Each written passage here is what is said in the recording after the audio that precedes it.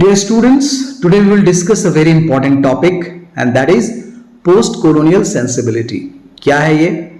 जब post-colonial sensibility की बात करते हैं तो यह उपनिवेशवाद की जो बौद्धिकता है, उपनिवेश जब खत्म हो गया तो उसके बाद लोगों के अंदर जो बौद्धिकता आई, किस तरह की सोच, इसके बाद इससे उबरने के तरीके, क्या क्या इसका प्रभाव रहा, ये सारी चीजें पोस्ट-colonial sensibility के अंतर्गत आती है. So, post-colonial sensibility is a way of looking at the world that emerged after colonialism. यानी उपनिवेशवाद के बाद जो स्थिति हुई उसे देखना कि उसका प्रभाव इस वर्ल्ड पर, हमारी संस्कृति पर, हमारी सभ्यता पर क्या पड़ी है, उसको देखना ही पोस्ट-colonialism है. It involves understanding and questioning the lasting effect of colonial rule on societies and cultures. जैसा कि पहले मैंने बताया कि इसमें क्या क्या चीजें शामिल हैं, उस अंडरस्टैंडिंग की बात यह करता है, उस चीज पर प्रश्न उठाता है जो दिखाता है कि कॉलोनियल रूल के बाद इसके क्या क्या प्रभाव रहे समाज के ऊपर और संस्कृतियों के ऊपर. इमेजिन कीजिए उस समय को जब पावरफुल यूरोपियन नेशंस जो थे वो जीत चुके थे और कंट्रोल कर रहे थे बहुत सारे उस पार्ट्स को, including countries in Asia, Africa और अमेरिका के. तो क्या हुआ? आफ्टर गेनिंग इंडिपेंडेंस, स्वतंत्रता मिलने के बाद, these colonised countries face challenges in rebuilding their identities and societies. इनके सामने एक बहुत बड़ा प्रश्न था कि जब ये आजाद हो गए तो इनको फिर से वो चुनौती इनके सामने थी कि अपने आप को कैसे फिर से बनाएं, अपनी क्या पहचान बनाएं, अपने समाज को किस दिशा की ओर ले जाएं. यह सबसे बड़ा चैलेंज था. तो यह उस सेंसिबिलिटी की बात करता है. पोस्ट कॉलोनियल सेंसिबिलिटी जो है वो रिकॉग्नाइज करता है, पहचान करवाता है उन जटिलताओं से, the complexities of this history and seeks to shed light on the diverse experiences of colonised people. जो लोग इसके शिकार थे उनके अनुभवों को और उस पर प्रकाश डालता है कि वो किस प्रकार के अनुभवों से गुजरे हैं, उसके बारे में यह हमें पहचान करवाता है, उन जटिलताओं से पहचान करवाता है.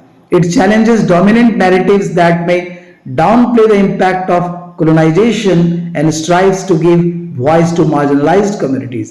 और एक तरह से यह एक चैलेंज है, it challenges, यह एक चुनौती देता है उस प्रकार के जो प्रभावशाली जो शासन पद्धति थी उसके ऊपर, और उसके प्रभाव के ऊपर यह एक चैलेंज है कि किस प्रकार अब जो दबे कुचले हुए लोग थे, मार्जिनलाइज्ड कम्युनिटीज थी, उनको कैसे आवाज दिया जाए, कैसे वह मुख्य धारा से जुड़े ताकि यह संभव हो सके उनके लिए, ताकि वो मुख्य समाज में फिर से जुड़ सकें और इसका प्रभाव खत्म हो.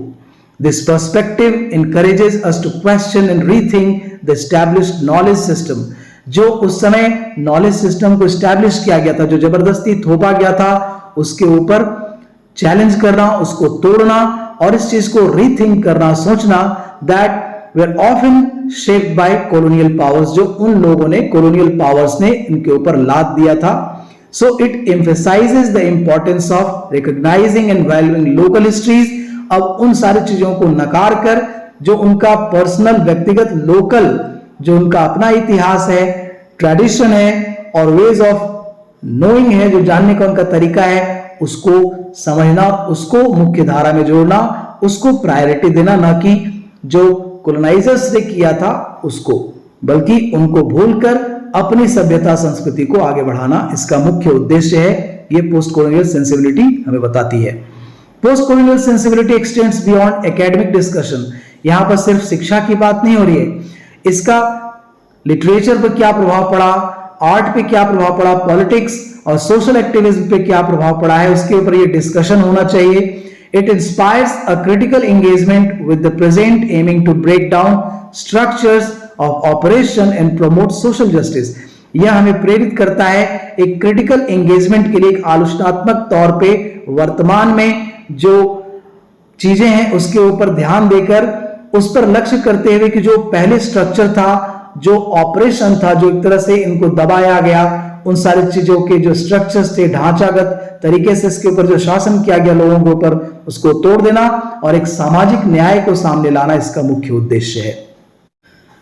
तो what we get in conclusion, कि ये जो पोस्ट कॉलोनियल सेंसिबिलिटी है हमें रिमाइंड करवाती है, याद करवाती है चीजें कि कैसे हमें जो कॉलोनियलिज्म के जो लेगेसीज हैं उससे हमें सावधान होना और अवेयर होकर उन सारी चीजों की तरफ अब हमें आगे बढ़ना है जो इंक्लूसिव हो, सबके लिए समान हो, समावेशी हो, और world that respects and celebrate the diversity of culture, जो विभिन्न प्रकार के जो कल्चर्स हैं उनको सम्मान देना, जो डाइवर्सिटीज है, विभिन्नता है, उसको एक्सेप्ट करना और उन सारे पर्सपेक्टिव को फिर से सामने लाना जो प्री कॉलोनियल कंडीशन रहे हैं उसको फिर से बढ़ावा देना इसका मुख्य उद्देश्य है।